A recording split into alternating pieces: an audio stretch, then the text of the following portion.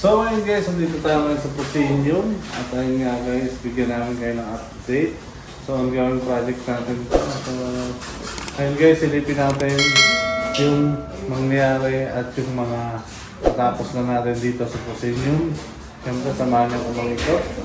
Hintayin nyo guys. Let's go!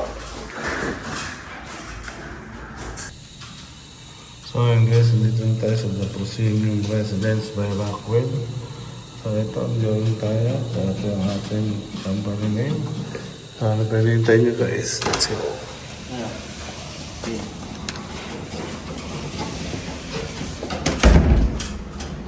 So dito na pre-layout na tayo para sa molding. Then ito yung kitchen nila. So ginagawa na rin natin.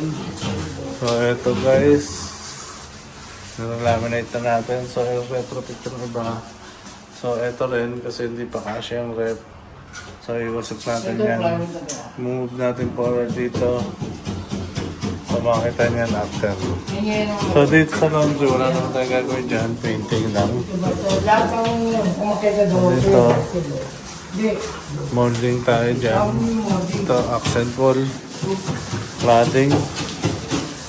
Yan yung ceiling natin. Yan, medyo may ilaw na tayo dyan. Ongoing pa rin siya. Then ito yung ating cladding. Ito yung cladding niya, ito yung mock-up natin. So, combination ng rose, gold, and taupe light na kulay ng laminate. Yung ceiling natin, magnetic light yung ginamit natin. Then meron tayong cove light ang kabilang gilid. Ongoing na rin yung painting natin dyan. So, dito, sa painting tayo. Dito kasi mapunta yung TV rack niya. Ito yung shoe rack niya. Then dito, meron tayo ditong, wala tayong ceiling dito, pero meron tayo ditong double deck. So, isang solid na double deck dyan, hanggang ceiling. Then dito, meron din tayong ceiling works dito.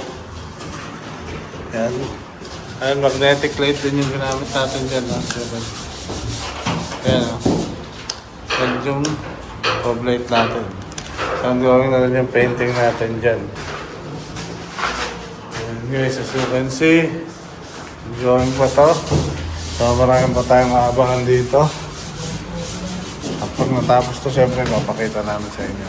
So, ayan guys, no? Yun ang update natin for today. Maraming salamat.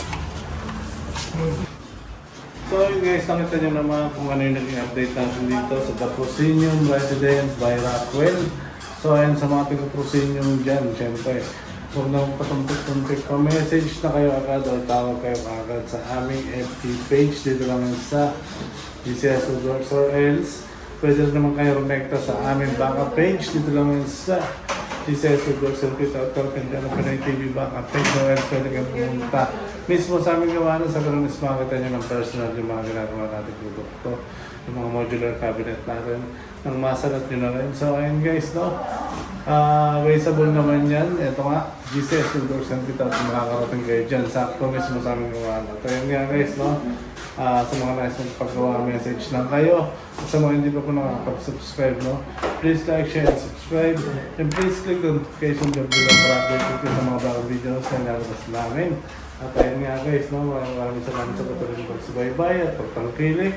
Sa lahat ng OFW, sa lahat ng mga kao, mabuhay kayo. Saan man kayo naroon, hanggang dito na lang. Salute! Like it dyan.